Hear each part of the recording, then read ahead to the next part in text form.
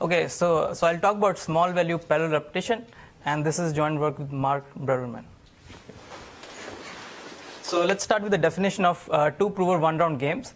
So there are two provers, Alice and Bob, and there is a verifier. The verifier gives Alice and Bob some x and y. X and y are distributed according to some joint distribution mu. And Alice and Bob are required to answer with some a and b, which are functions of x and y respectively.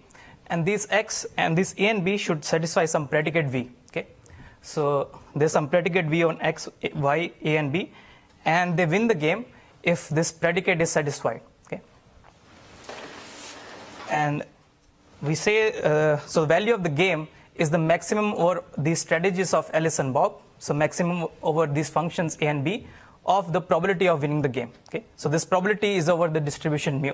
Okay, so this is the value of the game. And so this predicate v and distribution are part of the definition of the game. Okay. And there's another parameter of interest, which is the answer length, which is the number of bits in A plus the number of bits in B. Okay, so we'll call it C. And so the model can also allow for shared randomness. So we can allow Alice and Bob to answer randomly according to some public randomness, but it won't change the value of the game. You can always fix the value of the randomness to be some best value. Okay, so this is the model. Okay, so let's so these games arise at a lot of places in theoretical computer science. So here's a famous example, the CHSH game. Okay, so x and y are just random bits, uniformly random bits, and we require Alice and Bob to output bits a and b such that the XOR of a and b is equal to AND of x and y. Okay, so this is the game. And the value of the game is 0.75. Okay, so the best strategy for them is just to output a equals 0 and b equals 0, because they can't really predict the AND locally. Okay, so the value of the game is 0.75. So there are two special classes of games which are interesting in TCS. So one is the projection game. So a game is called a projection game if for all x, y, and a there exists a unique b such that the predicate is satisfied. Okay, so it's a projection, the set of accepting answers. It's a unique game if the set of accepting answers for any x and y, the set of accepting answers is a permutation. Okay, so for all x, y, a there exists a unique b, and also for all x, y, b there exists a unique a such that the predicate is satisfied. Okay, so these are just classes of games which are interesting. So now the question, so what is the parallel repetition of a game? Okay, so now Alice and Bob are given independent repetitions. So independent x1 to xn and y1 to yn. xi, yi are distributed according to mu iid. And now they're required to output answers a1 to an and b1 to bn. Okay, so now each ai is a function of all of x1 to xn. Each bi is a function of all y1 to yn. And they're required to win every copy of the game. Okay, so they win if the predicate is satisfied for all xi, yi, ai, bi. Okay, so they have to win all every copy of the game. And the parallel repetition question is, what is the relationship between value of g to the n versus value of g to the power n? Okay, so that's the parallel repetition question. So it's very similar to the direct sum and the direct product questions which Gilad mentioned in the previous talk. So it's quite clear that value of g to the n is at least value of g to the power n, right? You can just play independently on all the coordinates and you'll win with probability value of g to the n. Okay, so that's quite clear. And the more interesting question is the reverse true? Okay, can you do better than playing independently? Okay, and surprisingly, you can actually do better than playing the game independently on all coordinates. There exist examples where the provers can correlate their answers on different coordinate and win better than value of g to the n. Okay, with probability better. Who is FV? Sorry? FV? So this is Feige and Verbitsky, and this is Ranras. Okay. So but still you can show non-trivial theorems about value of g to the n. Okay, so Verbitsky was the first one to prove that value of g to the n actually goes to 0 as n tends to infinity if you start with some game which has value less than 1. Okay? There were no explicit bounds, or the bounds were very bad because I think he used some combinatorial Hales-Jewett theorem. But so Raz was the first one to prove that there is actually an exponential rate of decay in n. Okay? So if you start with a value which is 1 minus epsilon, epsilon is small, then value of g to the n decays like 1 minus epsilon to the 32 to the omega n over c. So recall that c is the answer length of the game. Okay? So Feige and Verbitsky showed that actually the dependence on the answer length is almost optimal. So they gave an example of a game whose value is constant, but value of g to the n decays like some constant to the n log c over c. Okay? So if you ignore this log c, the value, the dependence on answer length is almost optimal. Okay? So then Hollenstein in 2007 simplified Raz's proof and improved the parameters. So he gave a parallel repetition in which value of g to the n decays like 1 minus epsilon cubed to the n over c. Okay. So this is for general games. And then Rao improved the bound for the special class of projection games. Okay. So if the value of the game is 1 minus epsilon, then value of g to the n decays like 1 minus epsilon squared to the omega n. So there are two improvements. So one, the exponent goes down from cube to square, and also there's no dependence on the answer length. Okay. And then Raz showed that this bound is actually tight. So he gave an example of a unique game for which value of the game is 1 minus epsilon, but you can actually do much better than just playing independently. Okay, you can get a probability of winning 1 minus epsilon squared to the O of n. So this actually killed a very interesting approach to the unique games conjecture. So that this square is very important. Okay, so why is parallel repetition interesting?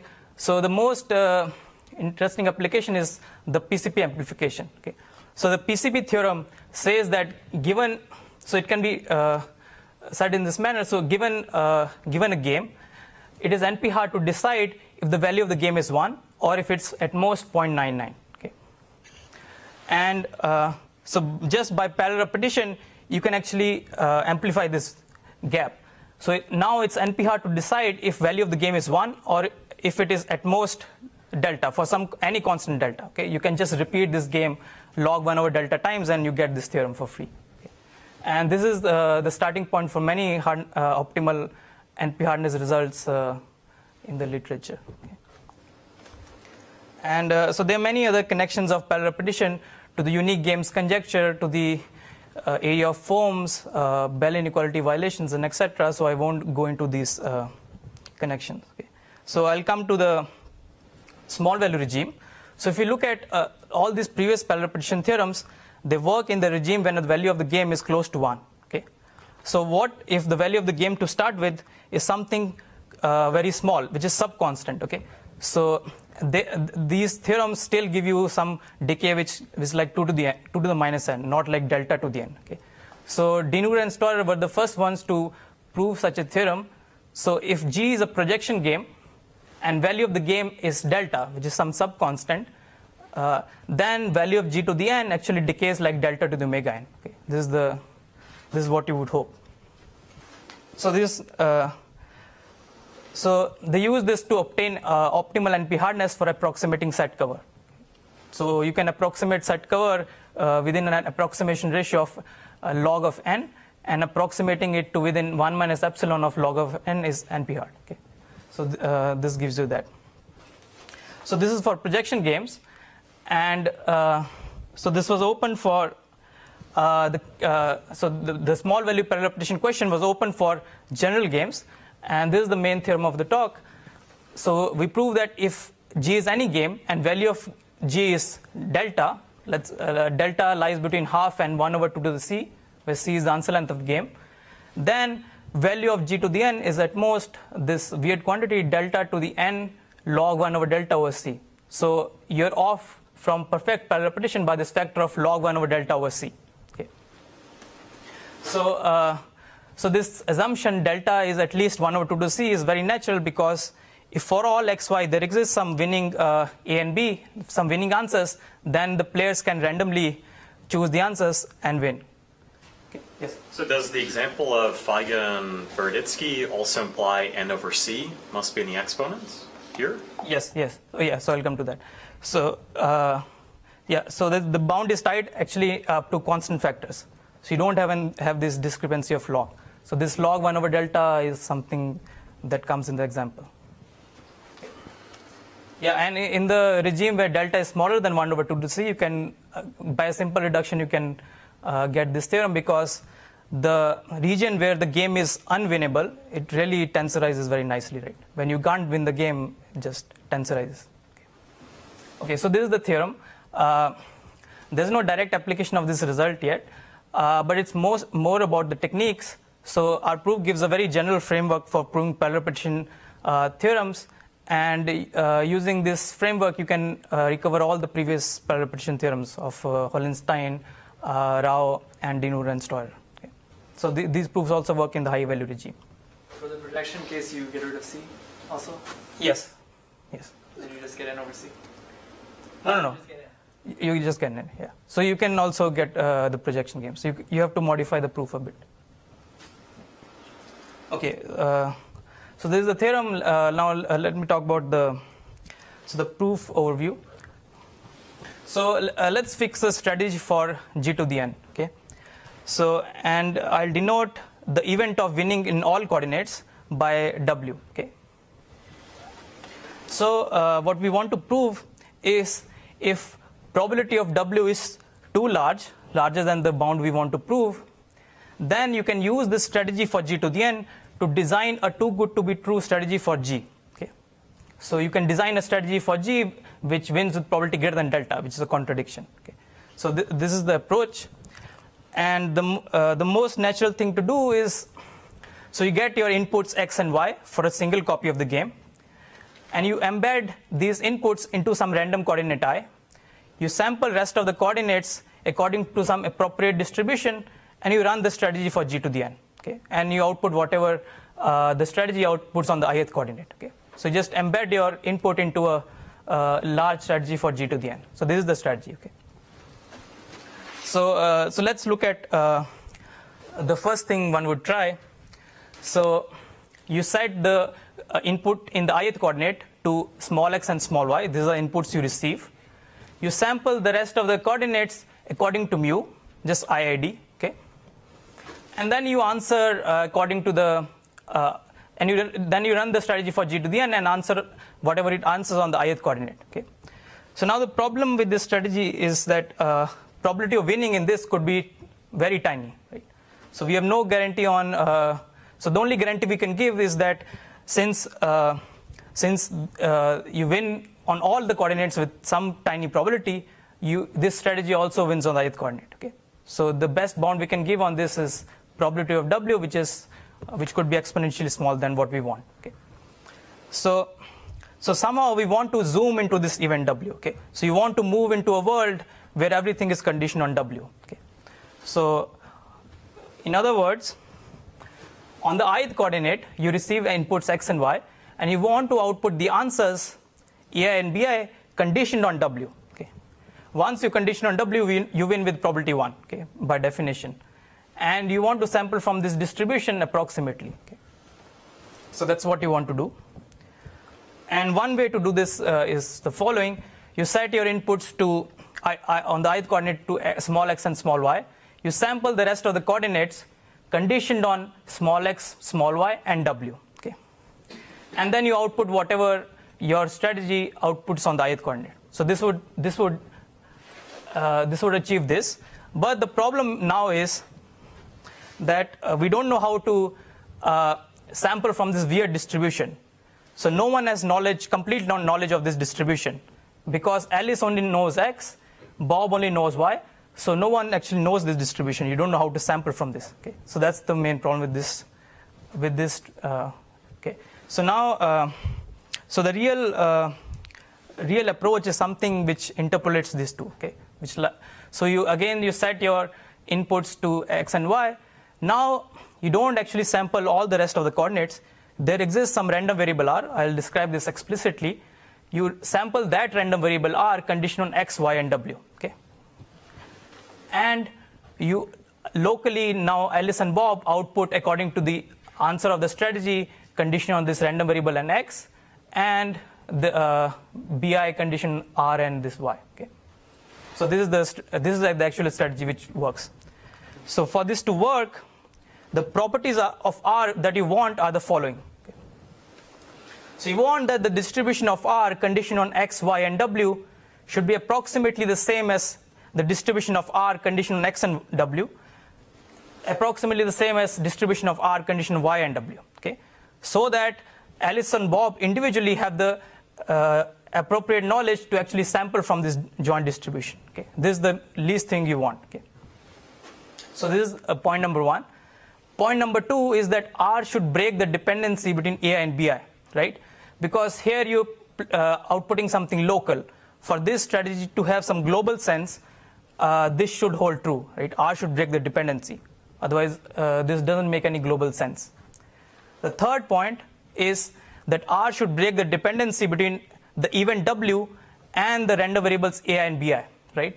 Because, so basically, once you sample the correct R condition W, you can forget about W, because the distribution of AI, BI, and R condition on W is the same as AI, BI condition R, no W, and product with R condition W.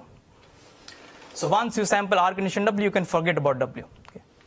So those are the three properties from R that you want. Okay. And then you'll achieve that you actually output from AI, BI condition on W. So the way these properties are achieved are using mutual information. Okay. So we exhibit an R which has these three properties. So the mutual information between R and Xi conditioned on Yi and W is small. The mutual information between R and Yi conditioned on Xi and W is small. Okay. By small, I mean much less than log 1 over probability of W, which is the a priori bound. Okay. A condition on W creates log 1 over probability of W bits of information, and you want this mutual informations to be much smaller than that. Okay. So this actually, if you interpret it, it means exactly this. Okay. The second statement is something about the structure of R. It's present in all the previous parallel repetition proofs, basically breaking the dependency between Alice's side and Bob's side. Okay. So this is something standard. The third condition is saying that the mutual information AI, BI, and the indicator random variable for the event W condition on R, Xi, and Y is small. Okay. By small, I mean much smaller than the a priori bound, which is entropy of 1W. So these are the three conditions which correspond to this. Okay. And once you exhibit an R that satisfies these conditions, you can actually go through with the strategy. The only one additional tool you need is our correlated sampling theorems. I won't go into these, but basically they say that if Alice and Bob both know some approximations to the true distribution, then there actually exists a sampling procedure which allows them to sample approximately from the true distribution. Okay. So there are various correlated sampling theorems for various notions of approximations we could have. For example, for the high value regime and the low value regime, you need to use different correlated sampling theorems. Okay. So I won't go into this, but so I'll show you the structure of R. Okay. What R is. So before that, let me take a detour and. Does the sampling in a low value regime also work in high value? No, they have to be different. I mean, they have to be different, slightly different.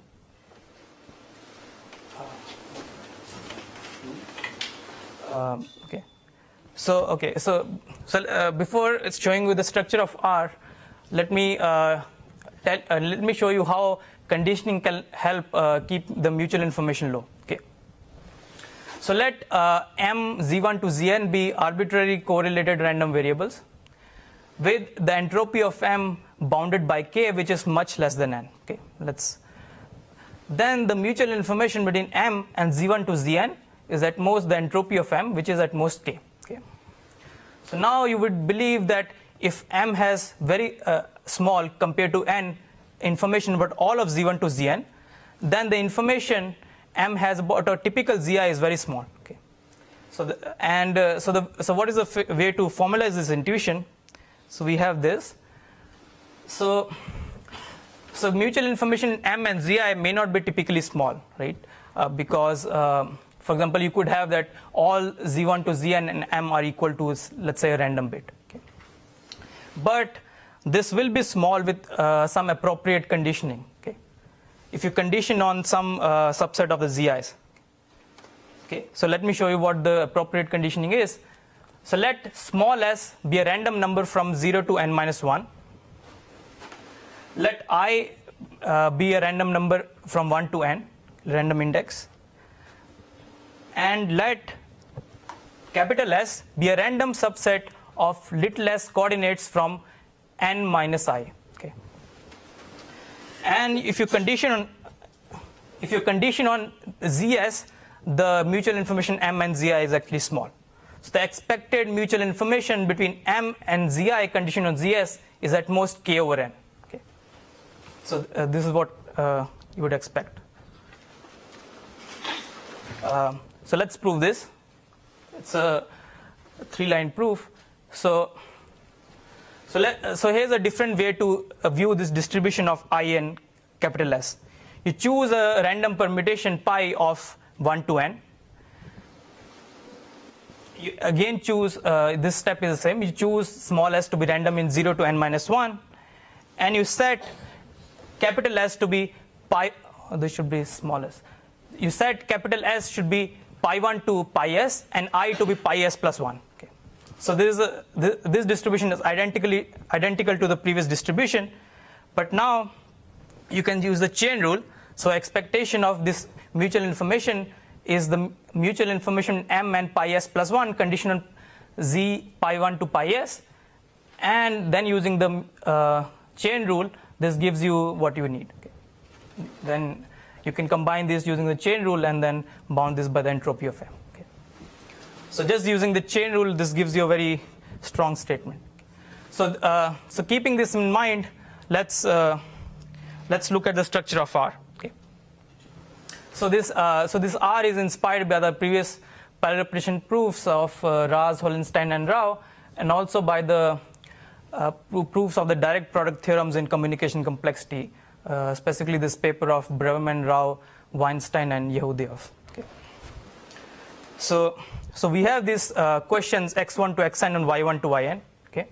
So the R will consist of some questions from Alice's side and some questions from Bob's side, and there will be an overlap.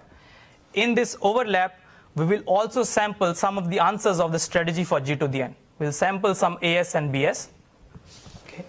And in this overlap, somewhere there will be I, and we'll exclude the questions from I. Okay. This is where you want to embed your inputs. So this is the structure of R. Okay. Some questions from Alice's side, some questions from Bob's side, some answers. Okay. And the parameters have to be chosen carefully. The size of sets have to be chosen carefully. So the size of the set, which contains Alice's questions is a random number from 3n over 4 plus 1 to n. Okay. The size of set which contains Bob's questions is a random number again from 3n over 4 plus 1 to n. Okay. And the size of set which contains the answers is a random number from 1 to t, where t is some parameter you can choose carefully. Okay. So this is the construction of R. So basically the point of this R is to create multiple symmetries so that various chain rules work out. Okay.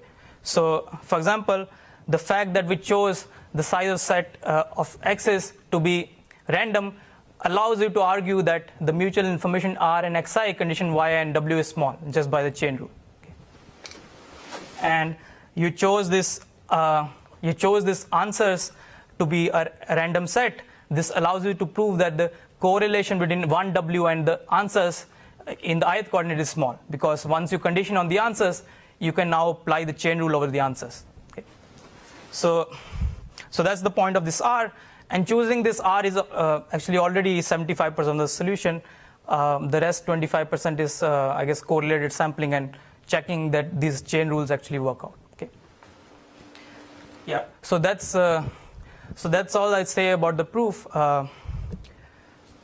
So I'll list some open problems. So one is parallel repetition for general entangled games. So entangled games are games where, I mean, everything is the same, just that you allow the provers to share some entanglement. Okay. And in this situation, it's not known if the parallel repetition actually holds or not. There's special cases in which it is known. For example, for projection games, it's known it's true by a work of Dinur, Storer, and Vidic. It's known for product distributions through a line of works by Jan, Presley, Yao, Chalox, Scarpa, and Chung, Wu, and Yuen. I guess we'll hear about the last talk in this workshop. So this is one question which is very interesting. Another question is, for general classical games, the best parallel repetition bound we have is 1 minus epsilon cubed to the n over c. And we know that the exponent has to be squared by Raza's example, but it's not clear whether 2 or 3 should be the answer. Okay. So that's an interesting problem. And the last one is a parallel repetition for 3 prover games. Okay. If you have 3 provers, Alice, Bob, and Charlie, does parallel repetition hold?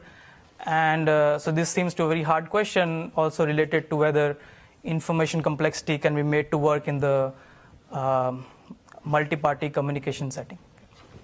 Okay, so I'll stop here.